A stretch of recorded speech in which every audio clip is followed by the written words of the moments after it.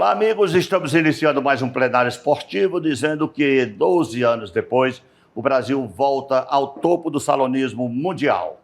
E o Ceará entra em campo daqui a pouquinho na Ilha do Retiro, lá em Recife, contra o Sport, de olho na luta incessante por uma vaga no G4 da Série B.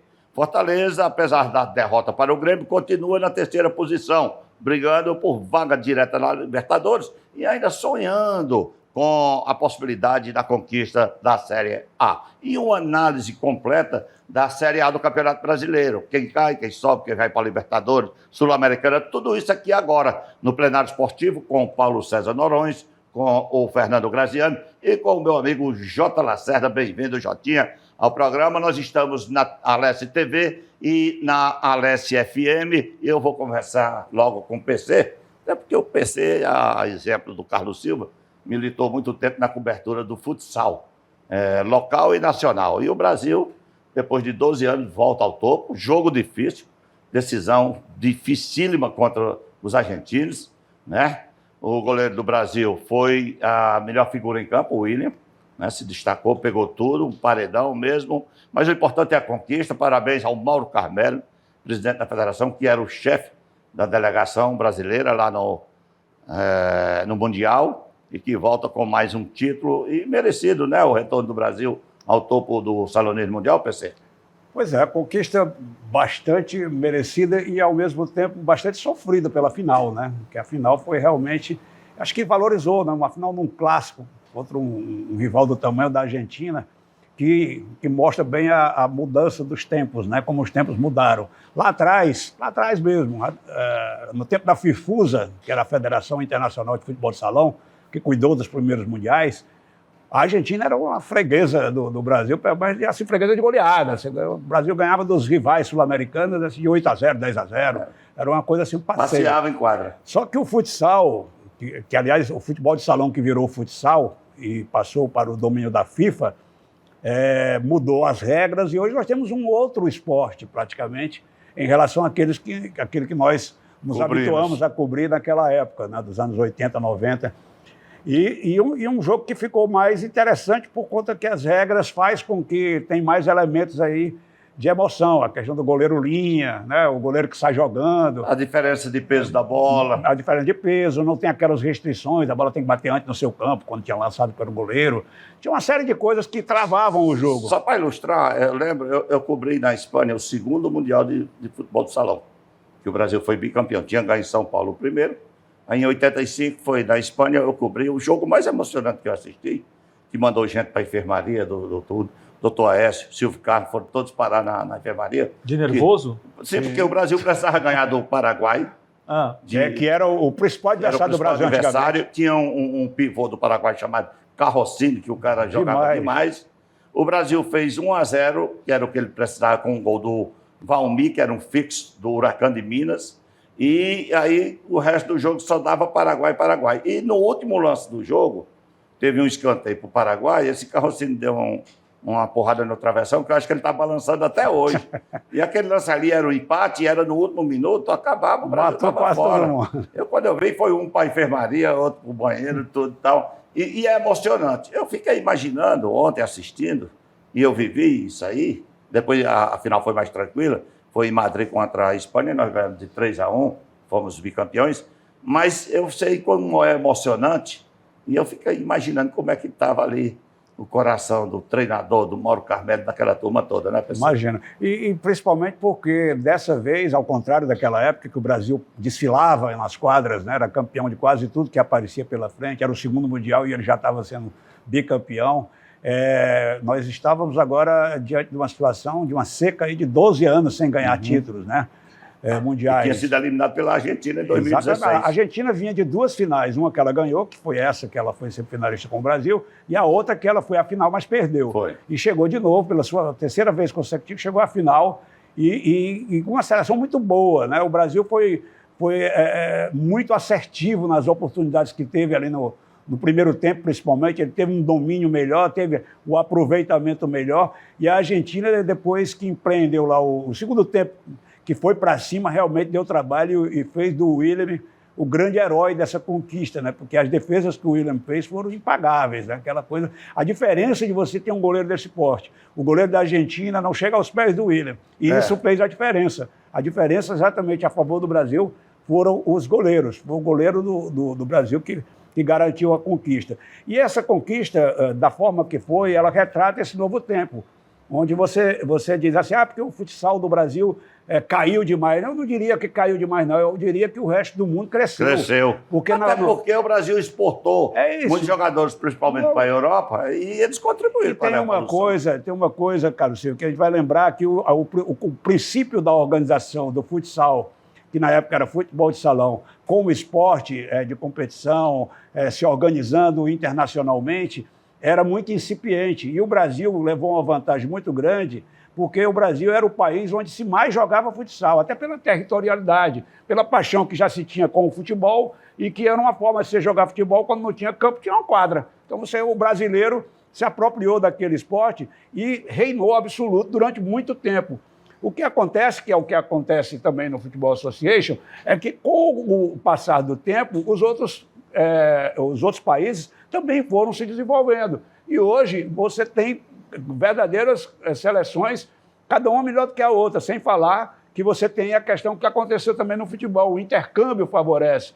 Antigamente, você vê hoje, por exemplo, as seleções sul-americanas que não são tão tradicionais, vão para uma eliminatória, vão para uma Copa do Mundo, com muito mais categoria do que ia antigamente. A Bolívia só ia para perder de 10, o Peru, a Venezuela nem ia, e nem vai, né, aliás. E hoje você tem jogadores do Equador, da Colômbia, da Bolívia, jogando na Europa, nos melhores times. E isso faz com que esses países também tenham boas seleções. A mesma coisa aconteceu no futsal. Então você tem um futsal extremamente competitivo, o que só aumenta o sarrafo e glorifica o feito da seleção brasileira conquistando o título hoje. Ô, Graziani, pela primeira vez o Brasil jogou com a camisa oficial da CBF, a Copa, porque antes era da Confederação Brasileira de Futsal e os mundiais da FIFUSA. E agora não. É tanto que nas competições que eu fui, era o Januário D'Alessio, era o Carlos Alberto, era outra turma totalmente diferente. Agora não. Era o presidente da CBF, era o presidente da Federação Cearense, era o pessoal mesmo da Confederação. O presidente da FIFA estava lá. Da FIFA, o italiano. Só dar uma informação antes de você concluir a pergunta para o Brasil, porque é importante isso aí. A FIFA já está fazendo gestões, quer incluir o futebol de salão. Era o que eu ia perguntar para ele. Qual a importância que você acha do futsal na próxima Olimpíada? E o beach também, o beach soccer. São dois que a FIFA está querendo botar. Mas eu acho que para a próxima Olimpíada não adianta, mas tem que ser um trabalho de médio e longo prazo, outras federações... Pode ir como apresentação, pode ir apresentação. Mas acho mais complicado. Mas, enfim, o Brasil jogou bem contra a Argentina, até fazer 2-0. Aí depois, realmente foi uma pressão muito grande, né, da Argentina, muito grande. Os argentinos acabaram sofrendo muito em relação a tentar entrar ali na defesa, mas o Brasil contra o Marrocos já tinha feito uma boa marcação também, depois da vantagem, né? O futsal não sai mais tanto gol como antes, né? Não, porque primeiro os goleiros melhoraram muito, né? E os sistemas defensivos também. Também. Quando eu era menino, me lembro, meu falecido pai, a gente ia muito assistir lá Brasil e Paraguai, porque na década de 80 ali era... A primeira decisão foi Brasil e Paraguai, Brasil e Paraguai, de Jackson. E faziam vários... 82. Faziam vários desafios internacionais, não sei o que. E o Paraguai foi bem nessa Copa também, sim, né? Foi eliminado na França num jogo muito louco. Foi. Tradição, tradição. Exatamente. Agora, para o futsal entrar... Toda vez que tem Olimpíada, todo mundo fala, que pena que o futsal não vai para a Olimpíada. É porque a Olimpíada, o Comitê Olímpico Internacional, ele tem uma série de regras, de possibilidades, de exigências para ter... Porque tem esporte, por exemplo, que não é nem praticado direito do Brasil e está lá na Olimpíada e ninguém entende por quê. Por quê? Porque é uma coisa mundial. Tem até dança, né? Pois é, breaking. Há também uma coisa que é a própria FIFA nunca quis o futsal entrar porque concorre com a Copa do Mundo, que é no mesmo ano da Olimpíada. Porque o futebol profissional ele já é um problema para a Olimpíada, porque veja bem... Não, eu digo o próprio futsal, porque a Copa do Mundo do futsal é no mesmo ano das Olimpíadas. Sim, mas comparando, por exemplo, o que é a Copa do Mundo? A Copa do Mundo é o êxtase do futebol mundial, a Copa do Mundo de seleções. Só que o êxtase dos esportes mundiais é a Olimpíada. Por isso que eles limitam Por isso que o futebol a participação dos profissionais. exatamente. Por isso que não é fácil, né? Então, se você coloca o futsal na Olimpíada, talvez você vá ter o ápice do futsal na Olimpíada e não na Copa do Mundo, como foi agora. Então, é sempre um problema ali, né? Jotinha, prazer trabalhar com você, recebê-lo aqui no plenário. De qualquer maneira, para o desporto brasileiro, foi uma conquista que recoloca no cenário mundial relevante, né, Jota? Um abraço, Carlos Silva, um abraço aos companheiros todos aqui. É um prazer, obrigado pelo convite. Eu tenho acompanhado há algum tempo essa transição a que o Paulo César se referiu aí, né, quando a FIFA chamou para si o futebol de salão, e há nos bastidores, né, uma discussão, um debate, um puxa para lá, puxa para cá, a fefusa e tal, as regras, mudanças. Eu acho que tudo isso também terminou atrapalhando um pouco esse processo. E, na verdade, tem que difundir mesmo, como disse Graziani. Para entrar na Olimpíada, esse esporte tem que ser praticado em um número maior de países. Não tem jeito, eles têm as regras para todas as modalidades e o futsal também vai ter que se adequar a essa modalidade. Ou expande, ou então a FIFA não vai mudar a regra, ou o Comitê Olímpico não vai mudar a regra, né? O COB, para colocar o futsal. Mas vai chegar uma hora, sim, que vai colocar, porque... Hoje já poderia, porque já tem essa números suficientes. Como diríamos na política, já tem quórum. Já tem quórum. Como eu disse, hoje não foi ainda porque a FIFA mesmo barrava, porque a FIFA não queria concorrer com a Copa do Mundo dela. A questão é muito mais político-administrativa, interna, de bastidores, essa coisa toda, né? Acho que agora está mais pacificado, acalmou mais, então a partir de agora eu acho que fica mais fácil de entrar. E a vitória da seleção brasileira foi importante sim, né? Devolve ao cenário. Teve esse ato de 12 anos, teve um outro de 96 a 2008, né, se não me engano, de 12 anos. Depois ficam assim, são as mudanças 3, de gerações, anos. Né, que vão exatamente, há um também. desgaste, né? Você vai até um limite. Quando há uma dificuldade no processo de renovação, quando você não tem o cuidado de renovar, envelhece, aí você vai passar um longo período de novo. Isso aconteceu também no futebol, né? Nós estamos padecendo disso também, porque teve esse processo. Então, isso é um processo natural na vida. É natural, mas a quem administra tem que estar atento a isso tudo, né? Tem a história de safra, quer dizer, mas agora não estamos tendo uma safra boa, né? Mas às vezes há Falta às vezes previsão, né? Previsão, você tem que estar olhando o que é que tem, aonde você vai chegar, não é? O desgaste natural. Então, eu acho que é um bom momento, sim, do futsal, devolve ao futebol brasileiro esse olhar também, essa atenção. Agora, a gente precisa cuidar um pouco mais disso tudo aqui, né, na técnica também.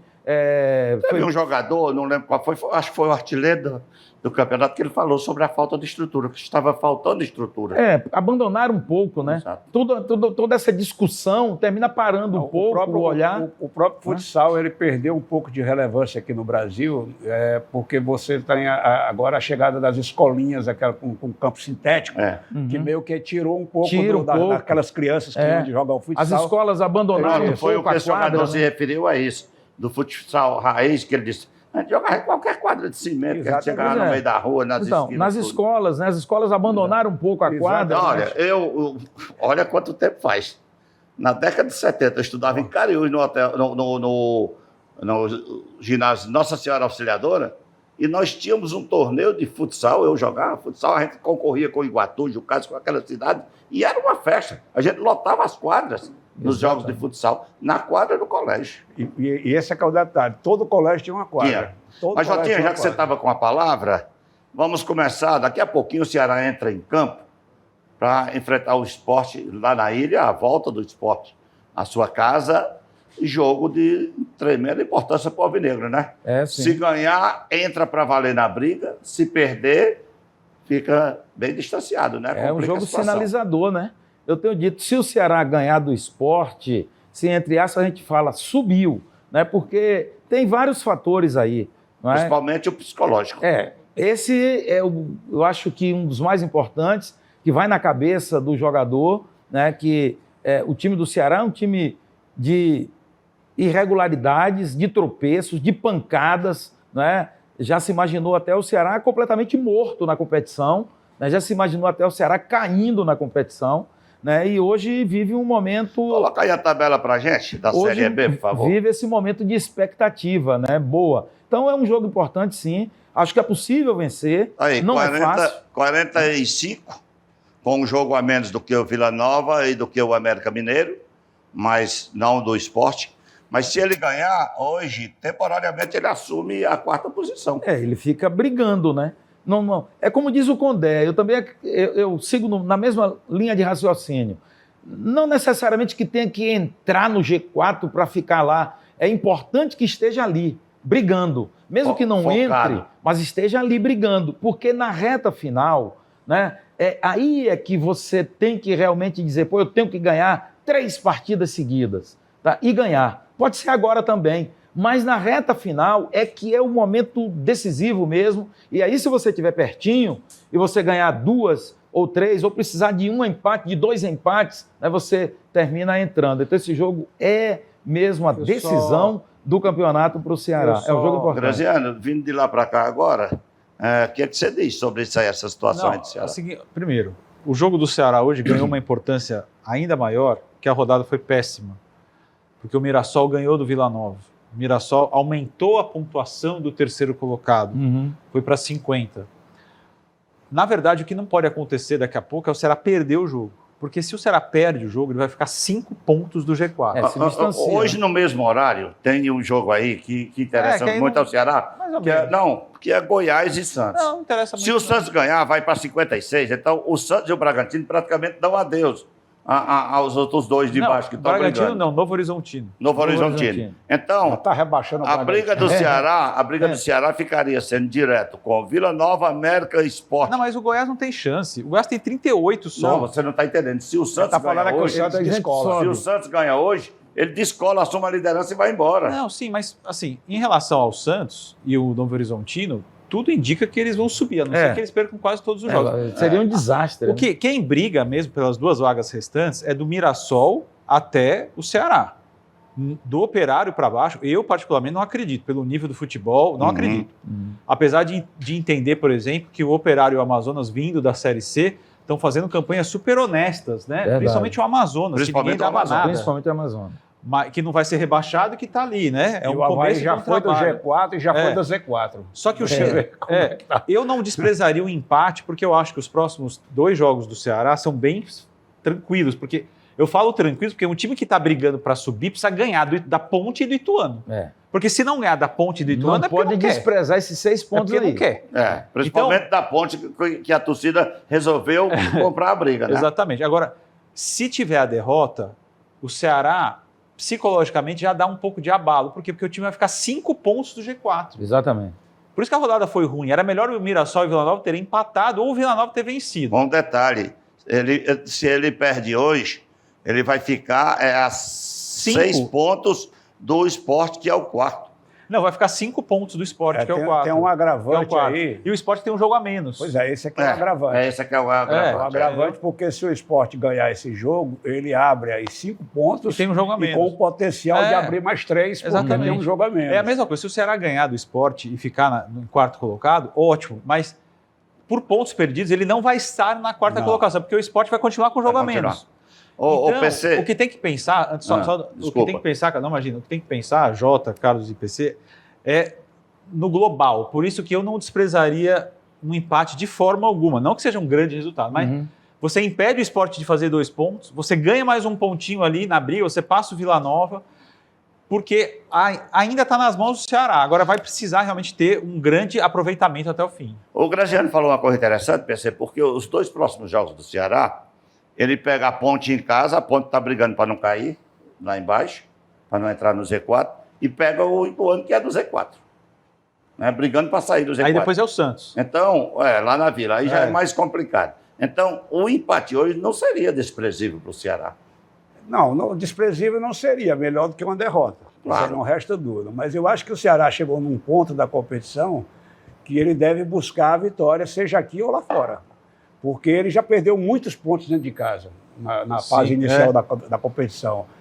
E é a hora da definição. Então você não pode se dar o luxo de jogar para empatar, principalmente quando é um adversário direto que está na sua frente. É a chance de você tirar pontos que valem dobrado. Até porque você está aí, evitando dele. A briga abrir. aí não é só com o Sport, né? Veja que o Vila Nova e o América Mineiro Isso. Também são tá na candidatos briga. fortíssimos. A própria né? condição dele está melhor agora porque ele ganhou do Vila Nova, que é um E você adversário sabe qual a direto. vantagem do América Não. estar nessa posição?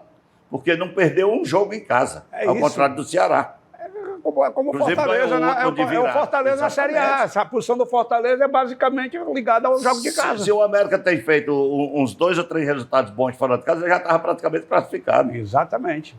Então a postura do Ceará hoje deve ser uma postura de um time, tudo bem, não vai para cima alopradamente, não, mas é um time que tem que buscar aproveitar momentos que possam garantir um resultado melhor do que o próprio empate. O Vai ser empate, 2 zagueiros titulares, né? cara, eu estou dizendo um modelo de jogo, ele tem que criar um time que não se acovarde, que não fique só na defensiva.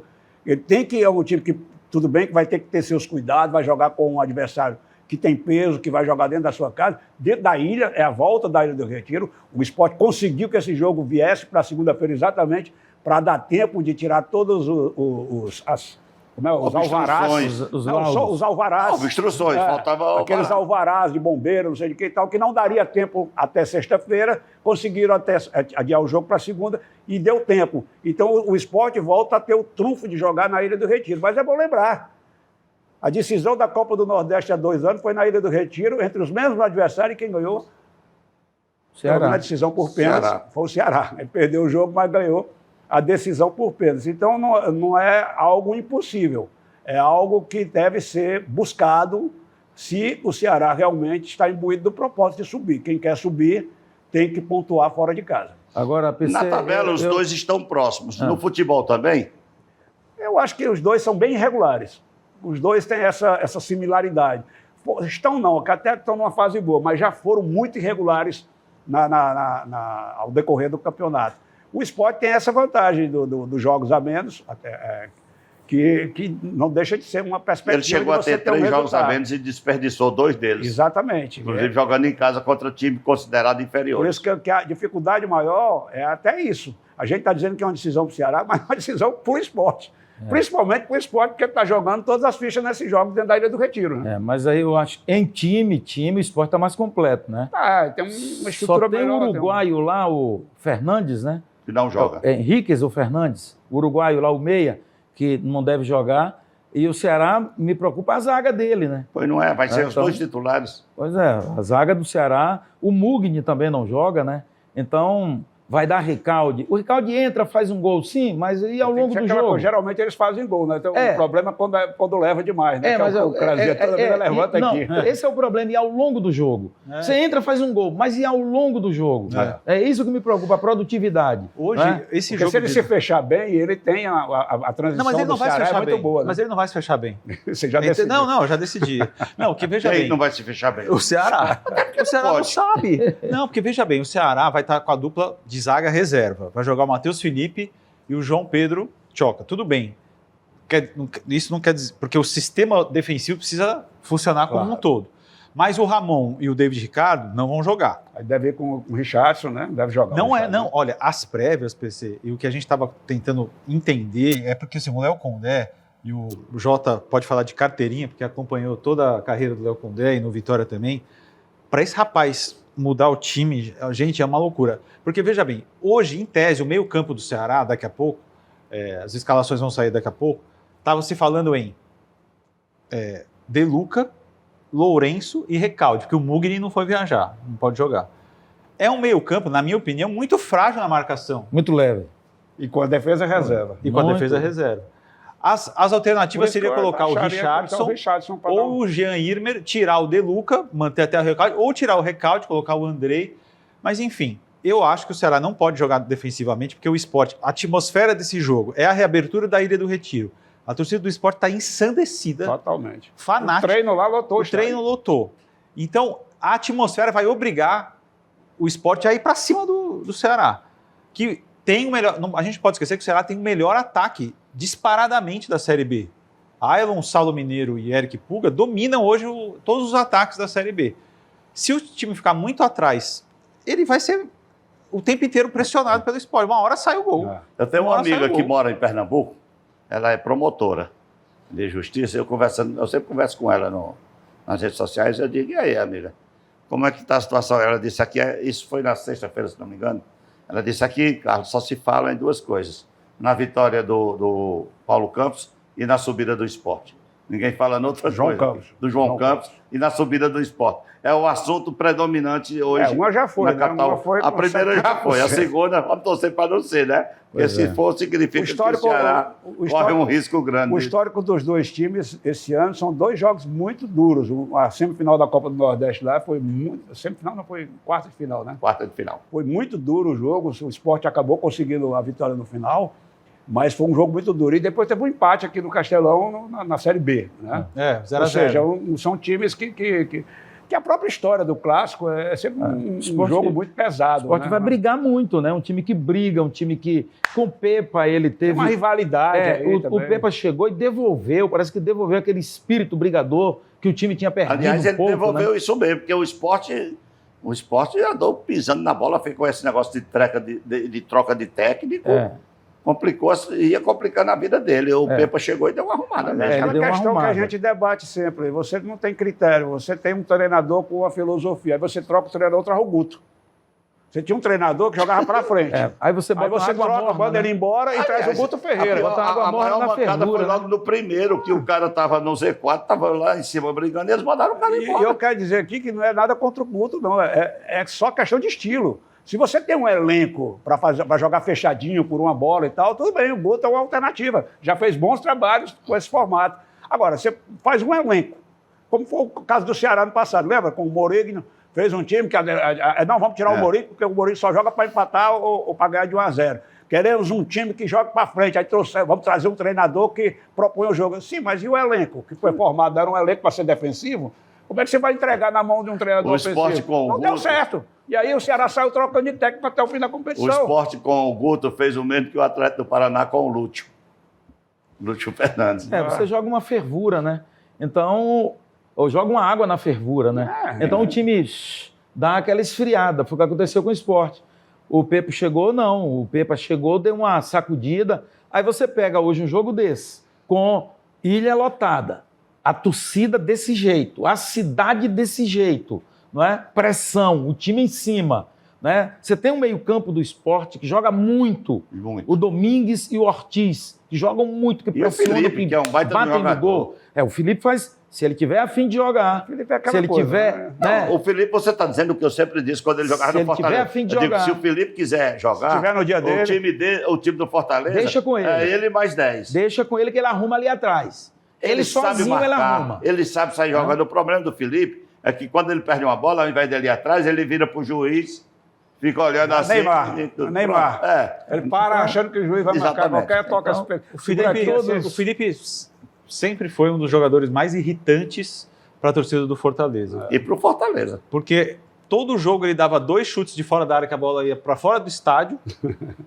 E todo jogo ele dava 2, 3 passos. Mas o que irritava 2, 3 mesmo- passos pro adversário. Eu acho que o que irritava mais era aquele ar soberbo dele. Ele tinha uma soberba, assim, parecia que Ninguém tava podia fazendo encostar favor. nele, porque ele parava Você pra querer encostava falta. nele, ele parava, fazia assim, aquela coisa bem Neymar, que abre logo os braços assim, ó, fui tocado, tem que marcar falta. Entendeu? É por isso que ele esteja não- assim não hoje, foi né? mais longe, que ele tinha talento para ir mais Que ele longe. esteja assim hoje, né? Pois vamos ao nosso primeiro intervalo. Primeiro não, único, né? Intervalo. Já já a gente volta, aí nós vamos falar de Série A. Toda a conjuntura, a derrota do Fortaleza, as possibilidades de cada um, daqui a pouquinho no seu plenário esportivo.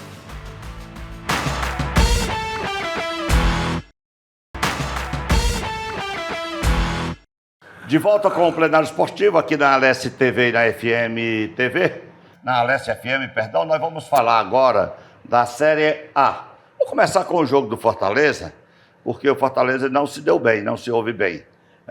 Até aqui equilibrou o jogo, empatou a partida, depois uma falha do João Ricardo, mas ele tem muito crédito, tem muito saldo. Quem não falhou na vida? Eu quero saber quem não falhou uma Não vez existe na- goleiro Não que existe tomou goleiro frango. infalível. Ele não. mesmo já falhou. O outras Leão, vezes, quando era o daquela maior goleada goleiro da história do futebol brasileiro, no Palmeiras, eu estava no Morumbi lotado, um jogo Palmeiras e Internacional, lembro como fosse hoje. Aí o Luiz Pereira atrasou uma bola para ele e o Leão, na época, ele era o goleiro que tinha mais força na mão. Ele arremessava com a mão que ultrapassava o meio campo. Verdade. Ele foi pegar a bola já olhando para quem ele ia dar, se pro Leivinha, pro Ademir da Guia, para alguém, A bola escapou. pro Edu. Quando ele procurou, a bola tinha passado no meio das pernas e já estava lá dentro do gol. Quer dizer, todo mundo falha. O João O Ricardo foi próprio muito João Ricardo já confiante tinha na bola. falhado naquele jogo contra o Cuiabá, uma bola que ele saiu e errou o tempo Só da bola. que antes da falha contra o Grêmio, ele já tinha feito 2 defesas maravilhosas. Aí faz parte. Depois do segundo gol, aí foi consequência já a expulsão do lateral, que por sinal está jogando bem. O Mancuso. Se você pegar o jogando caso, bem. Mas faz parte, o jogo- é resultado normal. o jogo do Fortaleza com o Grêmio com o Fortaleza, foi um jogo típico dessa fase da Série A. É um jogo de detalhes, de quem tiver assertividade nas oportunidades que cria e aproveita. O jogo estava bem equilibrado, mas o Grêmio levava mais Bem perigo melhor. quando chegava perto do gol do Fortaleza do que o contrário. O Fortaleza tinha muito posse de bola, mas o Grêmio era que era mais incisivo. Principalmente E o gol- jogando nas costas do lateral esquerdo. Não, do e o Fortaleza, gol viu? nasceu exatamente de uma bola perdida lá, numa dividida com o Cardona, perde lá pro Bright White, e aí inicia o contra-ataque e termina no primeiro gol. E o próprio Cardona, a bola bate nele Porque e teve desvia pro gol que do chegou argentino. no argentino lá. Aí Não, no chileno. você tem a reação imediata do Fortaleza, consegue o empate e equilibra o jogo ficou equilibrado. Mas sempre que o Grêmio, e aí foi a surpresa, os próprios jogadores acusaram essa surpresa. A gente pensou que eles iam para cima e, na verdade, eles usaram mais o nosso esquema de transição. Geralmente, as entrevistas de intervalo não servem para nada. Mas essa serve, né? Serviu, porque o Pikachu falou, Entregou, assim, gente, né? a gente tá pensando que o Grêmio ia vir para cima e eles deram a bola pra gente. Exatamente. E aí o Fortaleza demorou a entender isso. E aí, O Voivoda na entrevista já falou, por incrível que pareça, Fortaleza nunca foi o dono da bola. Quando nós fomos dono da bola, não soubemos administrar. exatamente. E aí houve a questão dos detalhes de novo. Aí você volta para o segundo tempo, também um jogo equilibrado, onde os dois times estavam ali tentando se atacar, não tinham muita assertividade. Aí, de novo, um contra-ataque que termina na falha do João Ricardo e o Grêmio faz 2-1. Na sequência, o Fortaleza vai para cima e tem um contra-ataque que tem uma expulsão do Eros Não, mas Mancuso. antes teve um milagre do goleiro do Sim, Grêmio que mas- até se machucou. Sim, mas Num cabeceio do Luceiro, espetacular. Sim, exatamente, o jogo estava equilibrado. Aí depois, quando o Fortaleza quis, aí o Voivoda fez mudanças para tornar o time mais ofensivo, o Eros Mancuso foi expulso.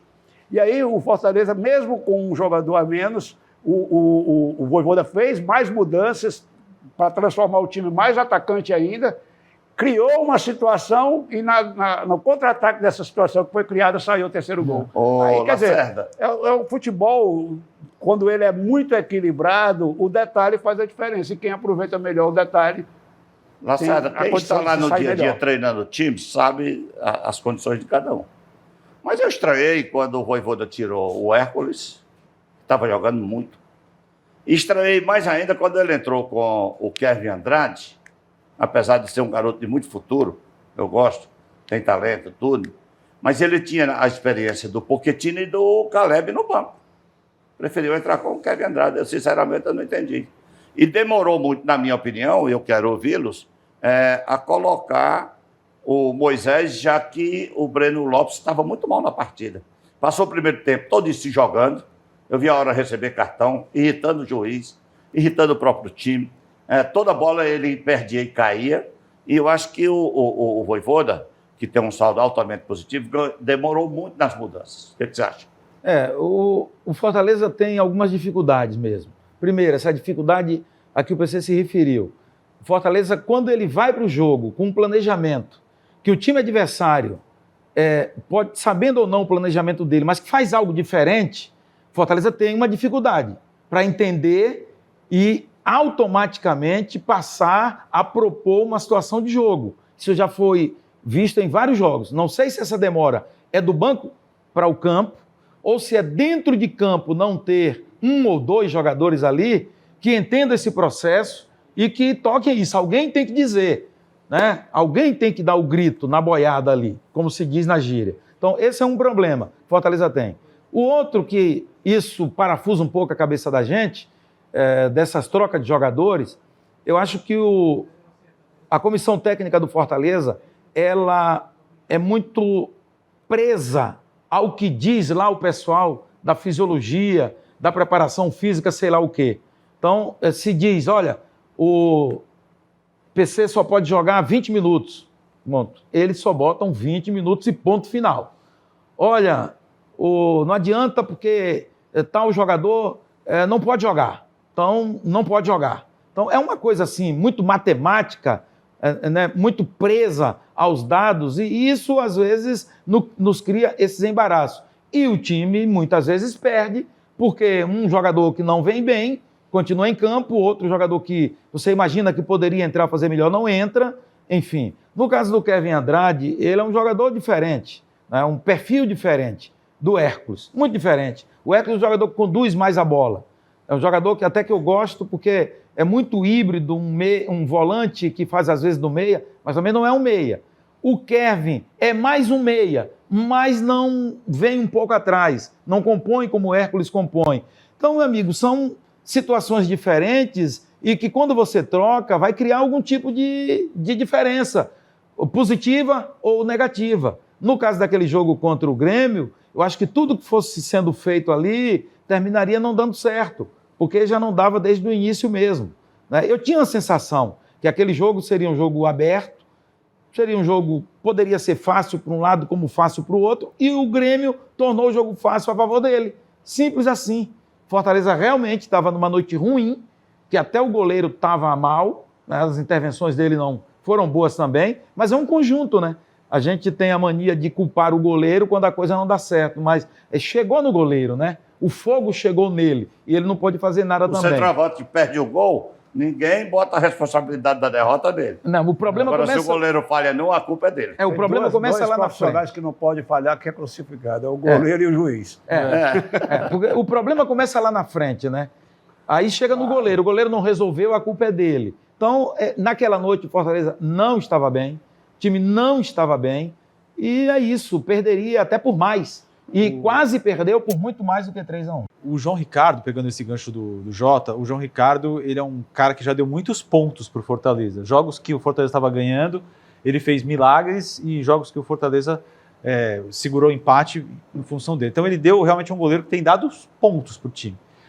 Dito isso, eu acho que o Fortaleza precisa, e ainda não sabe, entender por que essa diferença tão grande de desempenho fora de casa para dentro de casa. Há um problema evidente no desempenho fora de casa, principalmente nesses últimos jogos. Nos últimos 12 pontos que o Fortaleza disputou fora de casa, ganhou um só. E eu não estou nem falando pelos resultados, eu estou falando pelo desempenho. O Fortaleza tem jogado mal, jogou mal contra o Botafogo, mal contra o Inter, mal contra o Atlético Paranaense e mal contra o Grêmio. O time não consegue, o Vojvoda cada vez fez uma escalação diferente. Eu não sei detectar, porque eu não sei se o problema é psicológico, se o problema é de escalação, se o problema é de postura, se o problema é de não acreditar do time. Olha, a gente não vai conseguir, os times estão muito fortes, porque fora de casa o Fortaleza tomou 22 gols, em casa tomou 7. Eu queria pegar esse gancho seu. Eu queria pegar esse gancho seu, e vale para o Lacerda e para o PC, essa história de cada jogo um time diferente. Porque eu acompanho todos os times da Série A, ou quase todos, pelo menos os principais. O Palmeiras, a não ser por contusão ou cartões amarelos, expulsão, você já sabe o time do Palmeiras, que ele vai escalar. O Flamengo hoje, você já sabe o time do Flamengo de cor. Botafogo. O Internacional, o Botafogo, o São Paulo, o Atlético, o Cruzeiro, o Bahia, todo mundo já sabe qual é o time que vai entrar. A torcida... Lembra do Fortaleza há 2 anos, que a gente dizia aqui, naquela campanha extraordinária, né? A gente já dizia qual era o time do Fortaleza, do goleiro ao ponto esquerdo em todos os jogos. Agora não, ele está com essa mania de todos os jogos, é um lateral diferente, é um lateral esquerdo, um lateral direito na esquerda, é um volante de meia, como foi o caso agora com o Hércules. Isso não chafuda um pouco a estrutura do time? Não vale para os 3, a pergunta. Não, mas eu acho, viu, Carlos, que isso eu acho que não é, porque isso é uma virtude do Vojvoda, porque quando o time estava ganhando, teve aquela sequência de 9 jogos ganhando seguidamente, ele também era desse jeito, trocava, né? Então, assim, eu vejo mais como não é mais coincidência o time não estar jogando bem fora de casa. Se fosse um outro jogo, mas já é uma sequência. E, veja bem, a gente também não pode perder o que o Fortaleza está fazendo, porque agora eu vim... Hoje eu falei na rádio e vim pensando também sobre isso, porque o fato do Fortaleza não ser eventualmente campeão não pode tirar o tamanho do que o Fortaleza está fazendo. Claro que não. Só que vai tirar. Vai tirar, porque tem um monte de torcedor que já está largando. Você, não é campeão, tá vendo? Não quer ganhar nada, não sabe ganhar, o Vojvoda não sei o quê, o elenco não é para ser engraçado, campeão. antes brigava para não cair. Entendeu? Hoje abandona o time porque não está perdendo a esperança de ser o PC campeão sempre brasileiro. fala, o PC com o equilíbrio dele sempre fala, gente, torcedor, paixão, é verdade. Só que isso acaba de alguma maneira influenciando no clube, porque o clube não, o clube, A atmosfera, né? exatamente. Então só para encerrar, o Fortaleza precisa descobrir por que é que o time joga tão mal fora de casa recentemente, porque joga mal realmente, não é que joga mais ou menos, joga mal. E aí, quando a gente analisa a campanha como mandante, é uma campanha espetacular, a melhor de todas, 3 empates e 12 vitórias, só tomou 7 gols em casa, o time fez 25 gols em casa, fez 13 fora, parece, sabe aquele filme Feitiço de Áquila, que os caras, parece outra coisa, que eles não, o time de fora de casa é um, e o time de casa é outro, mesmo com os mesmos jogadores. Então, o grande X da questão é detectar por que é que o time não joga bem fora de casa. Isso é uma situação difícil realmente de você avaliar, exatamente por tudo que foi dito aqui. Por exemplo, você vai apontar coisas que podem ser as razões do fracasso, mas essas mesmas coisas são as razões do sucesso. Sim. Porque com a mesma filosofia com a qual ele perde jogos, ele ganha jogos. Exato. Então, e tem mais pontos positivos do que negativos, em termos de resultado. Eu acho que passa também, para você entender o que acontece com o Fortaleza, você não pode se limitar a olhar o Fortaleza, você tem que entender também o que a campanha do Fortaleza provoca nos adversários.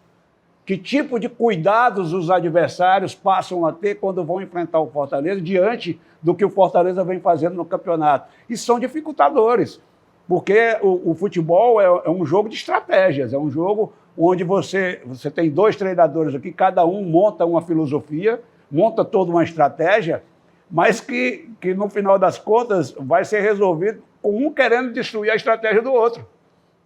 Quer dizer, no momento que você quer fazer valer a sua estratégia, você vai se confrontar com a estratégia do outro, e o outro também quer ganhar. Então, para você analisar esses pormenores, você tem que levar em consideração também o que acontece em relação aos adversários.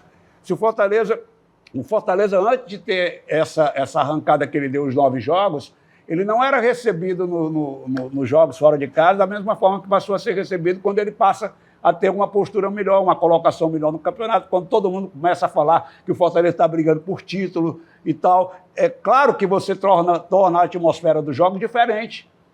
Você tem uma outra postura. E aí, vai muito de jogo a jogo. A gente fala assim, o Fortaleza tem uma campanha maravilhosa dentro de casa. Em termos de resultado, sim. Em termos de produtividade, nem sempre. Teve alguns jogos Teve vários jogos que o Fortaleza ganhou, mas jogou mal. Contra o Corinthians, contra o Cuiabá, por exemplo. Você pegar, só para ilustrar, você pega dos 13 vitórias dentro de casa? 12. 3 empates e 12 são vitórias. 7 vitórias por 1-0. Das 12 vitórias, 7 foram para salário mínimo. Algumas com problemas. Então, exatamente. Então você só teve folga em alguns jogos pontuais. Fora os que ele deixou de ganhar, com facilidade. Botafogo, Cruzeiro, Bragantino. Que não foram vitórias, que foram empates. Ele deixou de ganhar. É isso que eu estou falando. Que poderia hoje estar em primeiro lugar se tivesse ganho essas partidas. Eu estou só querendo mostrar com uma questão de você analisar só pelo resultado, às vezes embotou a sua visão. Você olhar só para o resultado. Por quê? Porque dentro da partida tem várias histórias sendo contadas. Também nesse momento, PC, os adversários, alguns estão crescendo. Isso. O Grêmio, por exemplo... E alguns no desespero, porque tem que lutar contra uma queda, qualquer coisa assim. O Inter e o Grêmio, 2 adversários que estão num crescimento enorme. O Grêmio, por exemplo, vamos jogar contra o Grêmio, é tranquilo. Eu falei, não é. Não, nenhum é tranquilo. Não é tranquilo. Nenhum. O Grêmio está mal, não está. O Grêmio está no processo de melhora. O Grêmio está pressionado, o Grêmio vai jogar dentro de casa, o Grêmio está com a torcida nos calos dele. Então, tudo isso cria um clima muito favorável ao Grêmio e o Fortaleza precisa ter cuidado. O Cruzeiro cresceu muito. E veja uma coisa também, veja o que está acontecendo. O Botafogo ganhou o jogo, mas vê o sofrimento que foi para ganhar o jogo. E o Botafogo contra quem? Apertadinho. E ele jogou contra quem? Muito apertado, 1-0. Atlético do Paraná. Atlético do Paraná. Não, o Atlético Paraná, né? Atlético do Paraná. E o Palmeiras ganhou de quem? Empatou. Empatou com o Bragantino, que está brigando para não cair. Exatamente. Então, quer dizer, não é uma coisa dupla. É claro que a Não gente... é um privilégio. Como a gente analisa ou o Fortaleza ou o Ceará na Série B, a gente tende a tem essas ter um foco questões. maior. Coloca bem ligeirinho Mas aí você a tem que tabela olhar da Série A, por favor. o todo do que está acontecendo. Quase todos os jogos da Série A estão sendo dificílimos por Faltam causa 3 desse minutos. momento. Faltam 3 minutos, eu quero uma pergunta para vocês três. Botafogo, Palmeiras, Fortaleza e Grêmio não necessariamente essa ordem. São os Flamengo. 4 primeiros colocados? Flamengo. É porque você falou Botafogo, Grêmio. Palmeiras, Fortaleza e Flamengo. Na opinião de vocês, são os 4 primeiros? Eu acho que são os 4 que estão fazendo o desempenho de quem vai ficar lá por cima. O Flamengo, eu disse a semana passada, né? O Flamengo estava onde? O Flamengo pode aparecer porque o Flamengo tem 2 jogos a menos e ele Por isso que eu não coloquei na ordem. agora. E ele agora só está disputando o Campeonato Brasileiro. E agora trocou de treinador. Não, tem Copa do Brasil, Flamengo também. Não, tem a Copa do Brasil, é verdade. Mas o foco agora passou mais a ser o brasileiro. Com a chegada do Felipe Luiz ali, você vê que o Flamengo fez 2 jogos completamente diferentes. O time do que passou a jogar a bola, né? Um time que tem um elenco, que tem Nem o Flamengo, tomou que tem gol Palmeiras, que tem Botafogo, a qualquer Você não momento pode respondeu a minha desabrochar. pergunta, nós só temos 3 minutos. São Eu acho esses que eles 4? 4, a briga está nos 4. ali. Graziano. Eu acho impossível do São Paulo para baixo alguém brigar por alguma coisa. O São Paulo tem um time horrível, o Internacional foi se recuperar só depois, o Bahia, que ele perde, ganha tremendo, o Cruzeiro caiu muito. O Vasco nem se fala que o Vasco está com 37 pontos, ainda tem que tomar cuidado para não cair. Agora você perguntou por G4. O né? G4. São Porque esses para ser campeão, eu acho que a briga está Botafogo e Palmeiras. São esses 4? E o Fortaleza correndo por fora. São esses 4, Lacerda, do G4? O São Paulo perdeu para o Cuiabá. 2-0. Perdeu sendo massacrado. Você tem que pronto, você está reforçando o que eu estou dizendo aqui. Não tem jogo São fácil. Paulo perdeu para o Cuiabá, cara. Aí você fica pensando, para onde vai o São Paulo? O Flamengo estava lá embaixo, ninguém dava uma laranja podre pelo Flamengo. O Flamengo chegou lá. Olha onde o Flamengo está. Então, é difícil. Semana atrasada. E para finalizar, começando pelo Lacerda.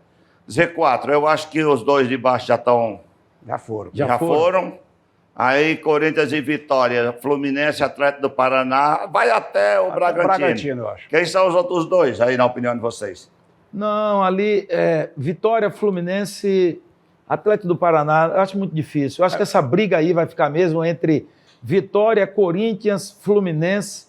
Eu não sei, eu acho que o Atlético do Paraná ainda pode sair daí. Juventude, oscila. Ele tem um jogo a menos. Sei. Ele e o Fluminense tem um jogo a menos. Não sei, pode ser que desça alguém aí, mas eu acho que quem está no olho do furacão mesmo aí é Corinthians, Vitória e Fluminense. Verdade. Eu acho que o Vitória, infelizmente, vai cair. Eu acho que para você chegar Eu nessa não queria, eu situação, queria mais nessa- um time do Nordeste. Não, Queria que com o Sport certeza. subisse e o Vitória ficasse. Mas eu tenho uma expectativa ainda que o Vitória consiga sair. Eis a questão. O Fluminense não está dando também confiança alguma Ah, não. Dá não, que ele dá pode reagir espetacularmente. Mas O tem um Vitória, jogo a quase, menos, ganhou, né? o Vitória quase ganhou o jogo agora do final de semana do É. Atlético Mineiro. Né? Tava perdendo de 2-0, empatou o jogo Que golaço, hein, do Alexandre? do Alejandro. No final Que era perdeu do uma Atlético. chance de ouro. Eu poderia ter virado o jogo, e se Foi. tivesse virado, estava com 2 pontos a mais na tabela. Agora, eu acho que essa é uma loucura, essa briga contra o rebaixamento, porque o jogo jogado, o Corinthians não vai cair. Tá jogando O muito. jogo jogado. Mesmo tendo empatado com o O Inter, problema mas só é que que todo ele- jogo só- é decisão para ele. Só que tem 2 na frente dele aí, com um jogo a menos cada um. Atlético do Paraná Pois é. e o Fluminense. o Grêmio não, porque o Grêmio tem um elenco muito melhor, mas para mim o Criciúma e o Bragantino e o Juventude ainda podem cair. Se eles bobearem 2 rodadas, não eles vão pode bobear, não. eles para a zona do dá uma rebaixamento. despecada, né? Então, é uma briga muito pior que a briga pelo título. Essa aí. Pois. Obrigado. Bragantino é o próximo adversário do Vitória, por sinal, no Barradão. Então, esse jogo, o Vitória está tratando ele como decisão. Precisa É verdade. ganhar. Jogo de 6 pontos, como você É. disse. Jotinha, obrigado, hein? Valeu, obrigado. Obrigado pelo convite aí. Graziano, valeu mais uma vez. Tchau, gente. Valeu. Obrigado. PC, um forte abraço. Obrigado a você também, telespectador. Até a próxima segunda-feira, se Deus quiser. Segunda-feira não tem rodada no final de semana da Série A mais uma vez, mas nós estaremos aqui analisando futebol. A todos, um forte abraço, uma ótima semana e até lá.